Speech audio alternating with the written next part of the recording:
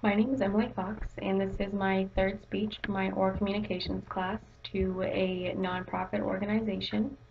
And first thing that I'm going to talk about is a few things actually. I don't know if you're only supposed to do one.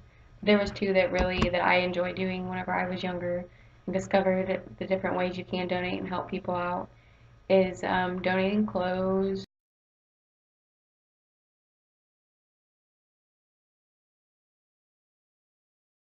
There's also donating blood, which I honestly never partaked in because I am terrified of needles.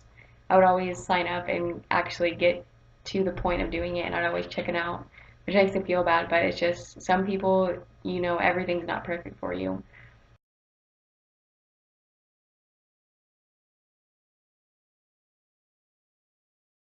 The other thing is volunteering for your community, which I actually did quite a bit with my church. It's kind of a good way to get out and discover just new things you can do that'll just make you feel good for helping people. My problem was whenever I was younger, and thinking of donations, you automatically think of money. You think donating to a charity, everything like people put money towards it. And it just kind of freaked me out because I didn't have any money at the time, and I was like, how am I supposed to help people, if I don't have money?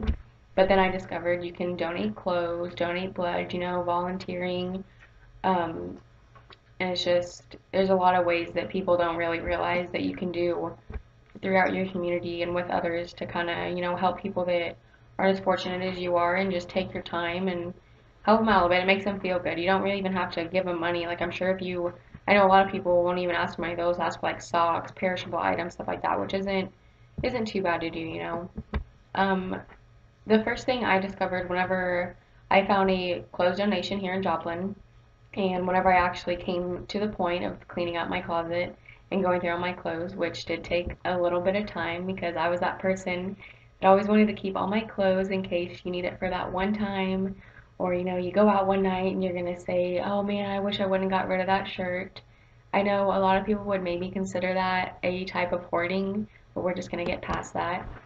And also, if you think about it, it's kind of killing two birds with one stone. You're cleaning out, getting everything organized. You can actually fit stuff in there, have more room in your room, I guess, and have more space. And you're also helping people that are less unfortunate than you. You could be giving a kid, a jacket, a coat, clothes that they don't have for the appropriate seasons.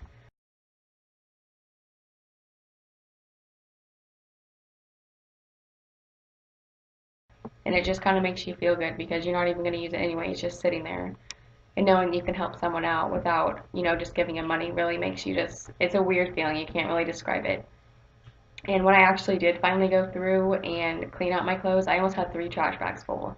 I put shoes in there, I put jeans, I put shirts, shorts, almost anything I could possibly get rid of because it was getting too much. Those Christmas clothes you always get, at least me anyway, my mom would always get me these Christmas clothes that weren't partake, like even in my size. They were like 2 sizes too big because she thinks I'm still chunky.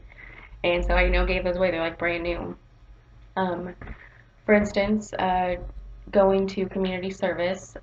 One way that I actually found this was really awesome. My church actually took us to a homeless shelter in Springfield, and I can't remember if it was Thanksgiving or not, but we served like kind of Thanksgiving kind of meal, and we just served them. You sat and talked to them. Which thinking about it, at first, I was honestly kind of scared. But you go up and you just, see how nice these people are and how thankful they are. Like some of them almost like even started crying, and it made me feel so good because you know that you're making an impact that much in their life, just by inviting them in and serving them food, and it was just a great feeling. The Bowery Mission even points out, quote unquote, that even a smile and a word of kindness can make a big difference, and it really can. You don't really think about it until it actually happens, and it's just. I mean, whenever I see someone and they look like they need help, I'll even go up and talk to them and say, "Hey, is there anything I can get for you?"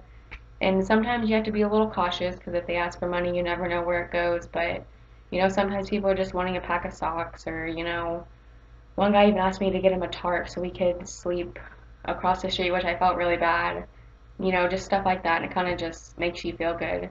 And a lot of people, if you don't have the time to do that, then you could always find a few, go into the store, find a few non-perishable items and take them to your local food banks, maybe clean out your pantry.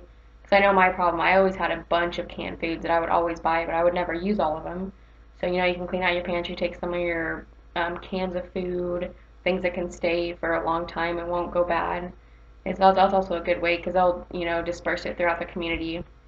And another good thing with going with your community is you can kind of make new friends and meet other fellow community members and kind of get more involved and get out there. People will, start, I don't know, start knowing you. That was a problem in my town is I wasn't really, I didn't get it out much or do community stuff. But when I started doing it, everyone would be like, "Hey, Emily, you want to come and do this?" And they'd always invite me, and it just made me feel really good.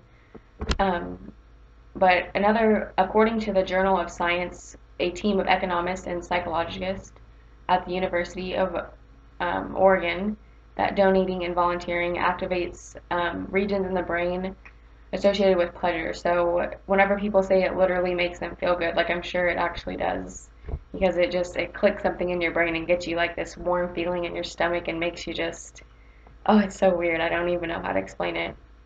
Um, Looking at the few things I discussed today, donating and volunteering are just a few of the many ways that you can make a difference. With a little research and perseverance, you can help as much as you want.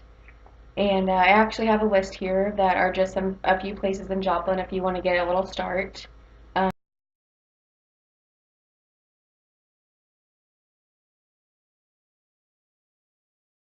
Just don't wait to make a difference. Thank you for watching.